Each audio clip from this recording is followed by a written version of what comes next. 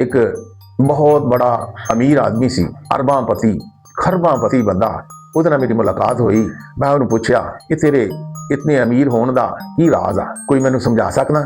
ਕਹਿੰਦਾ ਰਾਜ਼ ਮੈਂ ਤੈਨੂੰ ਦੱਸਣਾ, ਇਹ ਬੜਾ ਅਜੀਬ ਰਾਜ਼ ਆ। ਉਹ ਕਹਿੰਦਾ ਮੈਂ ਇਟਲੀ 'ਚ ਰਹਿੰਦਾ ਸੀ, ਇੱਥੇ ਪਾਕਿਸਤਾਨ 'ਚ ਨਹੀਂ ਸੀ, ਇਟਲੀ ਸੀ।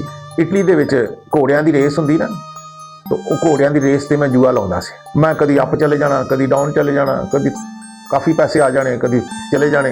काफ़ी जुआ ला ला के थक गया। एक दिन मैं ऐसा आया कि मैं आख्या अज मैं ऐसी बाजी लानी है, या हार गया या जित गया। मैं सारी पूंजी जिन्नी भी मेरे को जमा सी सब कुछ ला दिता। मैं कहा अज तो बाद मैं जुआ नहीं खेलना, हत्ता कि वो मैं बाजी हार गया, सब कुछ ही हार गया, खाली हो गया, जिन्होंने कहते ना फांग हो गया, वेला एक टैडी पैसा मेरी जेब च नहीं। हर चीज़ हार के अपने घर नूं वापस आ रहा। जो मैं अपने घर नूं वापस आ रहा, कोई पैसा नहीं कोल ते इतफाक ऐसा होया, मेरे पेट च दर्द होया, मैनू कज़ाए हाजत हो गई। ते इटली दे विच जो वाशरूम जाना तो एक सिक्का चाहिए तुहानूं, वो सिक्का दरवाजे च पाओगे तो दरवाज़ा खुल जाता लैटरीन का। मेरे को सिक्का है नहीं सी। मैं बड़ा परेशान कि मैं वाशरूम किस तरह जावां। मैं कहते एक नज़दीक पार्क सी, उत्थे बंदा अखबार पढ़ रहा सी। जो अखबार पढ़ रहा सी उन्होंने मैं जाके अर्ज़ की, जनाब एक सिक्का मिल सकता? उन्हें मेरे बगौर देखा, देख के कहता क्यों नहीं।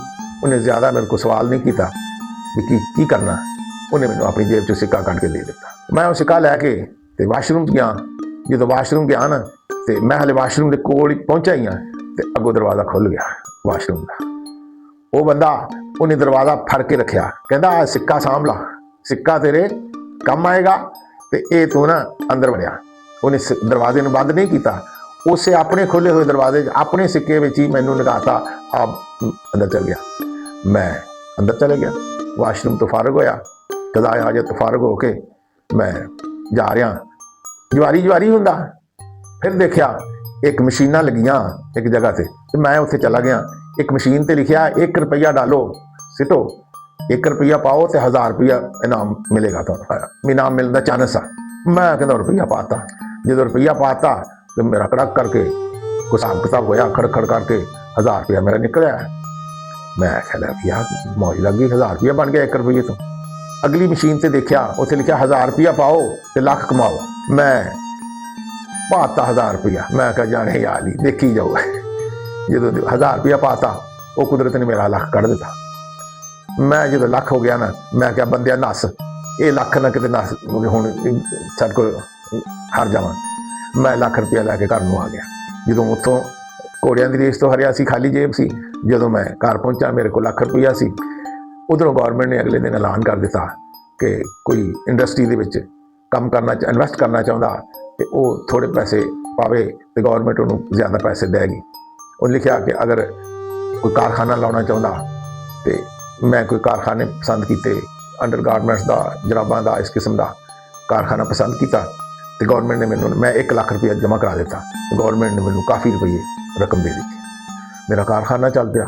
वो कारखाना चलदे चलदे एक कारखाने तो दूसरा कारखाना, तीसरा, चौथा, पंजवां, हता कि मैं अरबांपति खरबांपति हो गया। उस 1 रुपये तो वो किहड़ा रुपया जिहड़ा उस बंदे ने दिता सी, ओहदा मैं एहसान नहीं, वो अपने थां ते है। लेकिन जिस बंदे ने मेरे वास्ते दरवाज़ा खुला रखा सी ना, ਉਹਨੇ रुपया दिता सी, मैं तो पा के लैटरिन चल जाना सी, मैं फिर वेला सी। लेकिन जिस बंदे ने मेरे वास्ते दरवाज़ा खुला रखा कि अंदर आ जाए सिक्का तेरे काम आएगा, मैं उस बंदे नूं अज तक लभदा पिया वां, जिस दी वजह तो मैं इन्ना अमीर होया कि मैनू वो बंदा मिल जाए। मैं क्या ਉਹਦਾ तो शुक्रिया अदा करना? कहता नहीं, शुक्रिया अदा करने वास्ते मैं नहीं लभदा पिया ਉਹਨੂੰ। मैं उस बंदे की तलाश अज तक इस वास्ते जारी रखी आ कि मैं उसकी कैफियत नूं देखना चाहुंदा।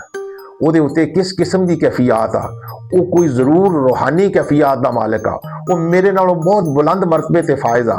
वो एवें कोई किसी वास्ते दरवाज़ा खुला नहीं रखता। वो पता नहीं उस किस मरतबे ते फायज सीगा, वो किसी रूहानी मरतबे ते फायज सी, ते जिसने मेरे वास्ते दरवाज़ा खुला रखा कि इस रुपये तो इहदा अगे कोई सिलसिला चलना। उन्हें मेरे वास्ते लैटरीन का दरवाज़ा खुला रखा, मेरा सिक्का मैनू बच गया। तो मैनू अज तक वो बंदा मिलिया नहीं। लेकिन मैं अजे भी मेरी तलाश आ कि वो बंदा मैनू मिल पवे तो मैं वो रूहानी मरतबा देखा, वो कदम चुमा। वीडियो अच्छी लगे लाइक करना, और अगली वीडियो के इंतजार वास्ते तुसीं इस चैनल को सबसक्राइब जरूर करना।